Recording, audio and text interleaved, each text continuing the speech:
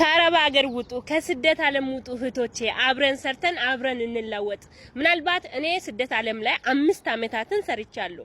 5 አመታትን ሰርቼ ያገኘሁት ለውጥ የለም። ታውቃላችሁ፣ ብዙዎቻችሁ እንወስዳለን ገንዘቡ ወዴት እንደሚሄድ እንኳን አይታወቅም። ግን ደግሞ በአረብ ሀገር ሆኜ ያገኘሁት የኦንላይን ቢዝነስ እድል ዛሬ ህይወቴን ቀይሮልኛል። ዛሬ በርካታዎችም ከስደት ዓለም እንዲወጡ ማድረግ ችያለሁ። እኔም ደግሞ ከስደት ዓለም ወጥቼበታለሁ። ነፃነት ኖሮኝ በአሁን ሰዓት በቢሮ ደረጃ እየሰራሁኝ እገኛለሁ። ስለዚህ እህቶቼ፣ ወንድሞቼ ዛሬ ስልኮቻችሁ ለምንድን ነው እየተጠቀማችሁ ያላችሁት? እኔ በሰዓቱ ባገኘሁት እድል ለ9 ወር ያህል በኦንላይን ስሰራበት ነበረ። ስለዚህም ዛሬ ከስደት ዓለም ወጣው።